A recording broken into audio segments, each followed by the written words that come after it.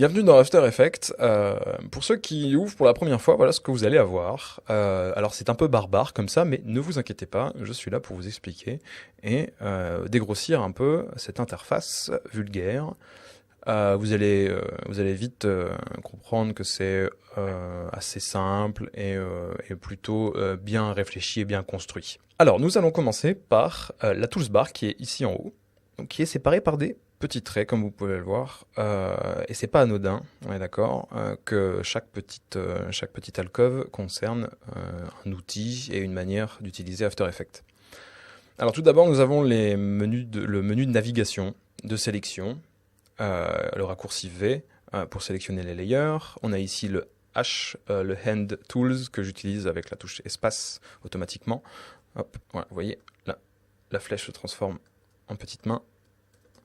La loupe, que le raccourci est Z, mais moi j'utilise le raccourci CTRL plus et CTRL moins pour être plus rapide.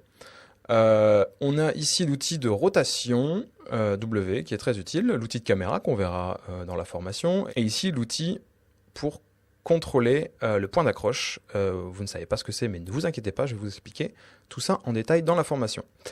Ici, on a de quoi créer des rectangles, des cercles, des ellipses, tout ce qu'il faut pour faire des objets. Ici, on a le fameux Pen Tools qui est très utilisé dans toute la suite Adobe, qui va vous permettre de créer des courbes et des formes grâce aux tangentes. Ici, l'outil texte, qu'on verra aussi dans la formation. Ici, ça sera les trois outils-là sont des outils qu'on ne doit pas utiliser dans la formation. Ce sont des outils qui sont purement graphiques, c'est-à-dire qu'on a le brush, le clone et la gomme. Ça, on ne va pas du tout l'utiliser, mais sachez qu'ils existent, tout comme ici le Puppet Pin qui sert à faire l'outil marionnette, on appelle ça l'outil marionnette en français, et le Roto Brush Tools. Voilà, ça c'est ce que vous devez savoir. Ensuite, alors, ne craignez rien, toutes ces fenêtres vont vite se ranger. Ici, on a votre chutier, le chutier projet qui s'appelle. Ici, vous allez réceptionner tous vos dossiers et tous les fichiers que vous allez importer avec une petite barre de recherche très utile. Ensuite, en dessous, on a de quoi les supprimer, mais on a aussi de quoi les ranger. C'est-à-dire on va pouvoir créer des petits folders, des petits dossiers dans lesquels on va pouvoir ranger et mettre en condition et rendre la composition la plus propre possible. Et ici, on a de quoi créer une décomposition. Ensuite, on a le Effect Control qui va rassembler tous les effets que vous allez centraliser sur un layer, sur un calque. Cette petite partie, moi, je la range souvent à côté ici du projet.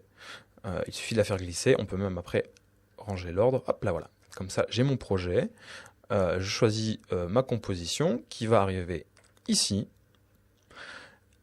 Ici, je vais avoir le résultat de la composition, c'est-à-dire je vais avoir une preview d'OpenGL directement pour voir la composition que j'ai créée. Ensuite, vous avez ici juste en dessous la timeline. C'est là où tous vos layers vont arriver, intégrés dans la composition, que vous allez pouvoir sélectionner, étendre et rétrécir pour en voir toutes les propriétés. Ensuite, on a de ce côté-ci des fenêtres qui vont nous servir. Information, ça va essentiellement me servir à vous faire comprendre certaines choses, surtout l'histoire des coordonnées.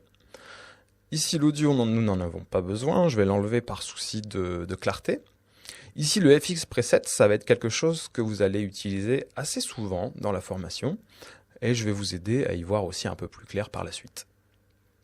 Ensuite, nous avons la librairie qui ne nous sert à rien pour le moment. L'alignement, pareil, ça ne nous sert pas à grand chose pour le moment pour nous. Le caractère, on va l'utiliser un peu. Le paragraphe, nous n'allons pas l'utiliser. C'est des outils de texte, donc ça, on n'en a pas trop besoin. Le tracker, c'est essentiellement un outil de vidéo. Le paint, c'est aussi pareil, c'est un outil pour le brush, tout ça. Le motion stretch, c'est pareil. Le smoother, le wiggler, on va l'utiliser, mais pas cette version-là. On va utiliser une version qui est beaucoup plus propre et beaucoup plus utile pour nous. Et le masque interpolation, on va l'enlever aussi. Voilà, voilà. On va garder ça et on va ajouter dans Windows la preview.